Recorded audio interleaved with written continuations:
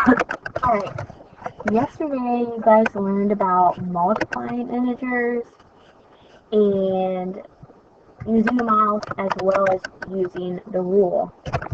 Today we're going to hit dividing integers, first starting with the models, with the grouping and the number line, and then we are going to go through the rule. So dividing integers is a complete opposite model of multiplying integers, because what you're trying to say is how many groups of 3 makes 12 in this case. So when you see a division model, whereas you started with a whole group or a whole amount, and then you made the groups and it was the total number of things that you had inside, it's a little bit different. So here we have the number 12, and somehow we need to put it into 3 groups of equal numbers, and the number that is in our groups is the answer to our problem. So I know I'm going to make 3 groups, or I know I'm going to need 3 groups. Now I need to decide how many are going to fit into each of these 3 groups. I'm going to go with positive because both these numbers are positive, so I'm going to start like this. So I have 3.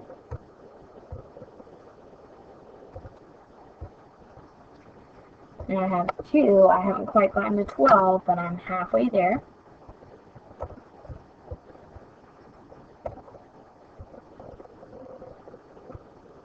Now I can put in one more positive, and I know that that will give me 3 groups of 4.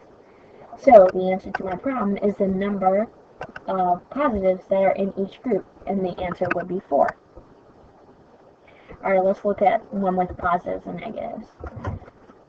Alright, so here we need to make 12, and then we have negative 3. So same scenario. I'm going to make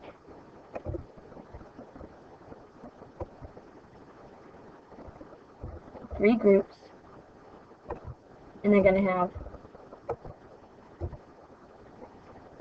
negatives in there. I'm going to go on in this instance. I know it's 4 because I already know that's the answer. But the answer is going to be negative because I'm dividing by a negative number.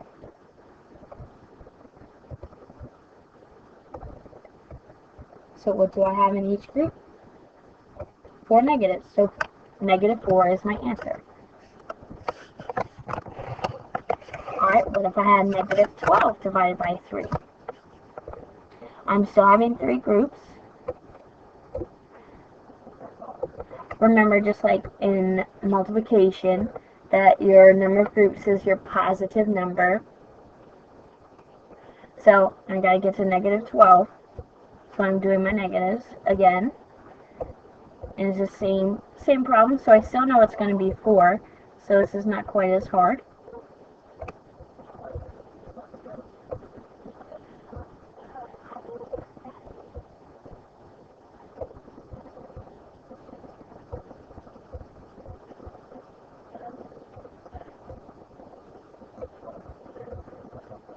What do I have in each group?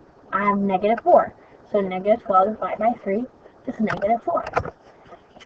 Totally the opposite. So if you start with your groups, and then you wind up with a total number, then you know that you must be dividing rather than multiplying. Multiplying, you start with the total and you make them into groups. Okay, so just like when we went over with multiplying, here we have 2 negative numbers. We have negative 12 divided by negative 3. You cannot model problems with 2 negatives because you can't have negative groups. you technically could have negative groups. However, as a 6th grader, you're not going to have negative groups. So this would just be a problem that we would divide itself. So 12 divided by 3, we know, is 4. And going with rule, since this is a negative and this is a negative, those negatives are going to cancel out, and therefore our answer is going to be positive 4.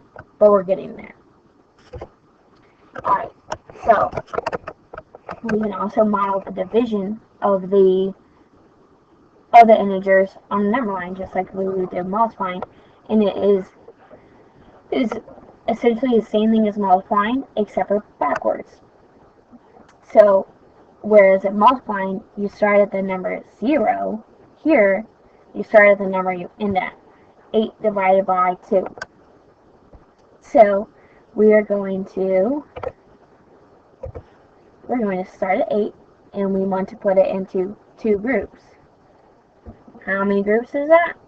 Or what are our groups going to be? Well, 4.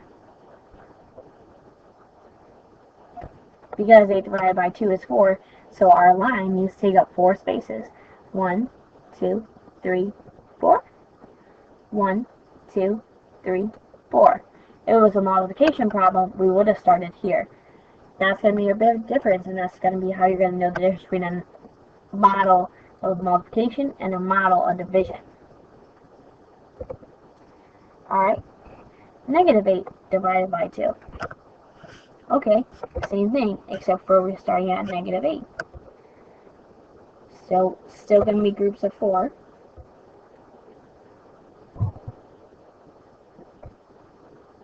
But they're all negative, so our answer is going to be negative 4. See, this is much easier than adding and subtracting. Alright, 8 divided by negative 2.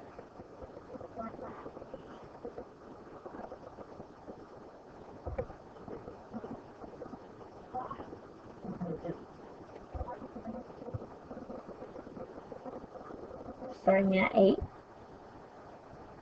we still have negative 2 groups. Because this is still going to be negative, because our two numbers are 2 different signs. Ready for the rule? I don't know if we're there yet. Yes. Alright, here's your rule. Real quick, it's the same exact rule as when you are multiplying. So if you have two numbers within your problem that have the same sign, your answer is going to be positive. If you have 2 numbers with a different sign, your answer is going to be negative. So if I have a negative time, or a negative divided by a negative, it's positive, because they cancel out. If I have a negative divided by a positive, it's negative. Let's do a few to practice. Alright, 30 divided by 6. Well, I know that 30 divided by 6 is 5. Both of those numbers are positive, therefore, my answer is going to be positive.